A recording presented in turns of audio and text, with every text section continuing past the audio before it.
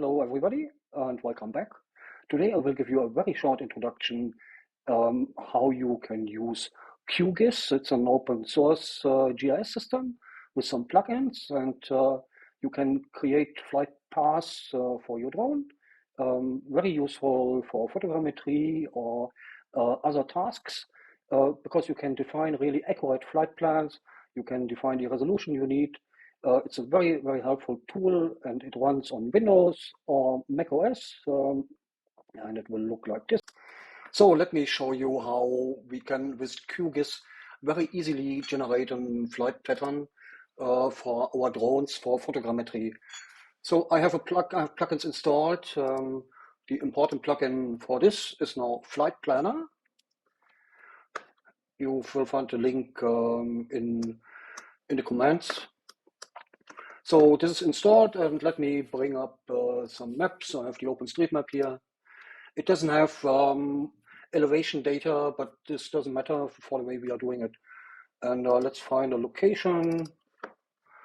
And here's a nice castle. And let's say we want to do a survey of this castle. So the next we need is area of interest.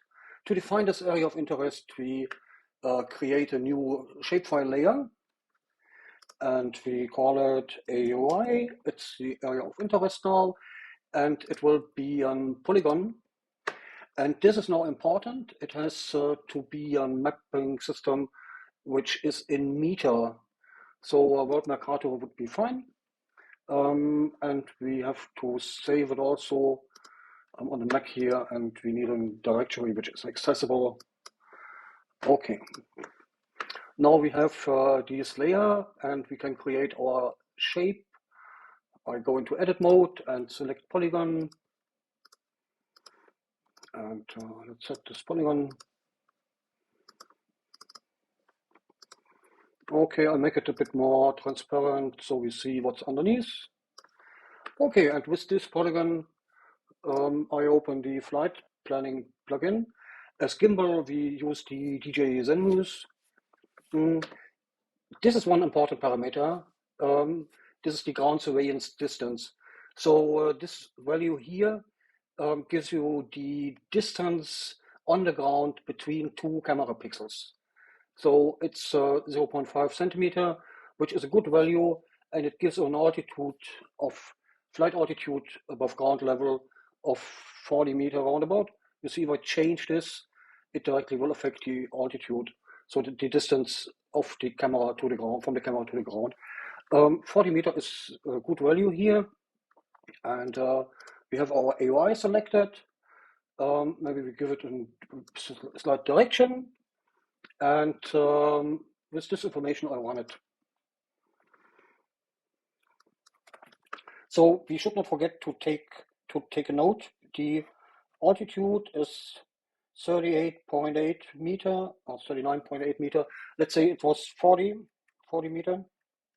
We have a 60% overlap, so 40 will be fine. And then there's another value we need. We need the distance. We need to measure the distance between two of those projection centers.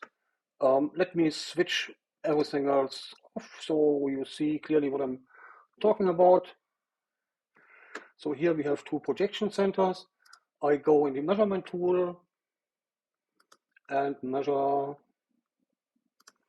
and the distance between these both is 6.8 meter. So you can close this, and we also take a note of the 6.8 meter. So the next step would be to extract the waypoints. I show you again what I mean with the waypoints. These are the waypoints. You see, I switch them on and off, then you see it better.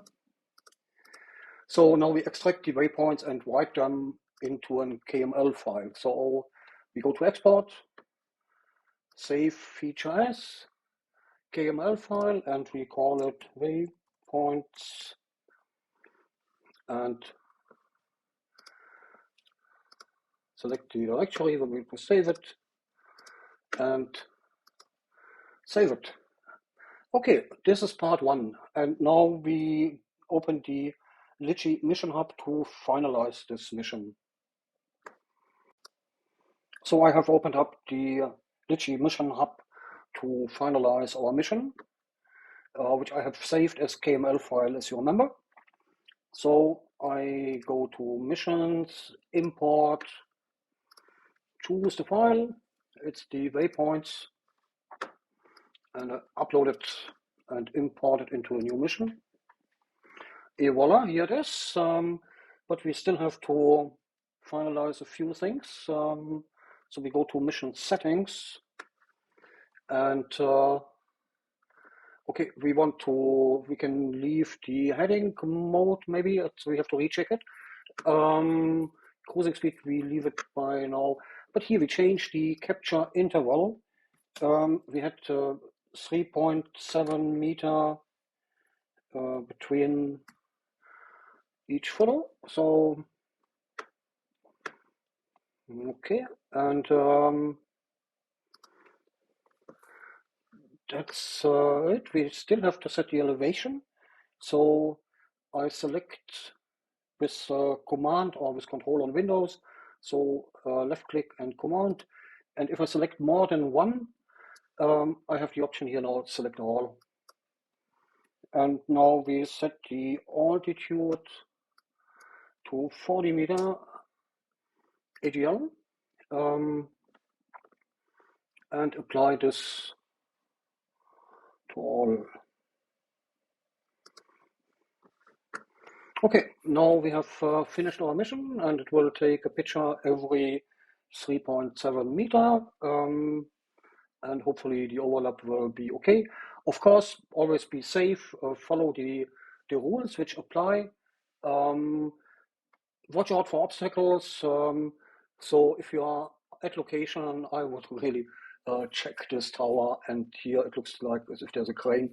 And I think this area is also a zone where flying is restricted. So always play it safe. Okay, thank you for watching, and hope you like it. Leave something in the comments if you have questions, and see you at the next video.